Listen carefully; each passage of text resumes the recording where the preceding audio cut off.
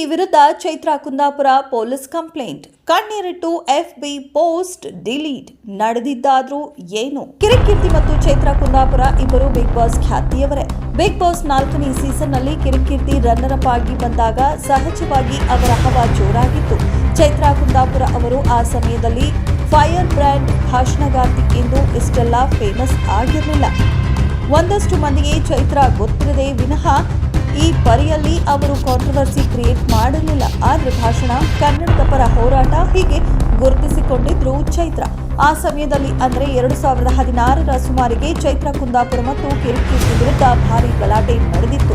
ಅದು ಎಷ್ಟರ ಮಟ್ಟಿಗೆ ಅಂದರೆ ಚೈತ್ರಾ ಅವರು ಕೀರ್ತಿ ವಿರುದ್ಧ ಪೊಲೀಸ್ ಕಂಪ್ಲೇಂಟ್ ಕೂಡ ಕೊಟ್ಟಿದ್ರು. ಹೌದು, ಸದ್ಯ ಯೂಟ್ಯೂಬ್ ಚಾನೆಲ್ನಲ್ಲಿ ಈ ವಿಷಯದ ಗುಟ್ಟನ್ನ ರದ್ದು ಮಾಡಿದ್ದಾರೆ. ಇಬ್ಬರು ಮೆಟ್ರೋದಲ್ಲಿ ಕನ್ನಡದ ಬೋರ್ಡ್ ಹಾಕುವ ವಿಷಯದಲ್ಲಿ ಗಲಾಟೆಯಾಗಿತ್ತು ಎಂದಿದ್ದಾರೆ. ಆ ಸಮಯದಲ್ಲಿ ನಡೆದ ಗಲಾಟೆ ವೇಳೆ ಕೀರ್ತಿ ಮತ್ತು ಅವರ ಹೆಸರು ಹೇಳಿಕೊಂಡು ಚೈತ್ರಾ ಅವರು ಸೋಷಿಯಲ್ ಮೀಡಿಯಾದಲ್ಲಿ ವಿರೋಧ ವ್ಯಕ್ತಪಡಿಸಿ ಹಾಕಿದ್ದ ಪೋಸ್ಟ್ನಲ್ಲಿ ಇಬ್ಬರ ನಡುವೆ ಕಿಡಿ ಹೊತ್ತಿಕೊಂಡಿತ್ತು.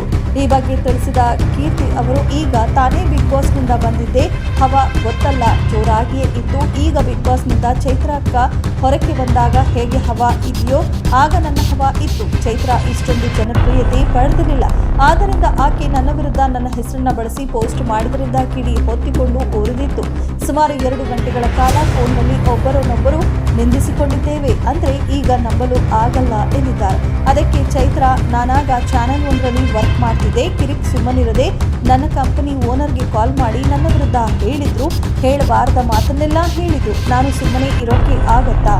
ಇಲ್ಲಿಯವರೆಗೆ ವಿಷಯ ತಂದ್ರು ಅಂದ್ರೆ ನಾನು ಹೇಗೆ ಸುಮ್ಮನೆ ಕುಳಿತುಕೊಳ್ಳೋದು?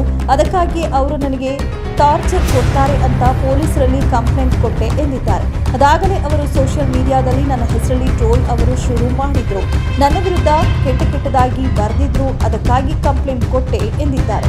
ಆಗ ಕೀರ್ತಿ, ಅಯ್ಯಪ್ಪ ಹೌದಾ, ಅದೊಂದು ದೊಡ್ಡ ವಿಷಯ. ಅಷ್ಟಾದ್ಮೇಲೆ ಈ ಯಮ್ಮನ ಉಸಾಬರಿಯೇ ಸಾಕು ಅಂದ್ಕೊಂಡು ಕಣ್ಣೀರಿಟ್ಟು ಪೋಸ್ಟ್ ಡಿಲೀಟ್ ಮಾಡಿಬಿಟ್ಟೆ.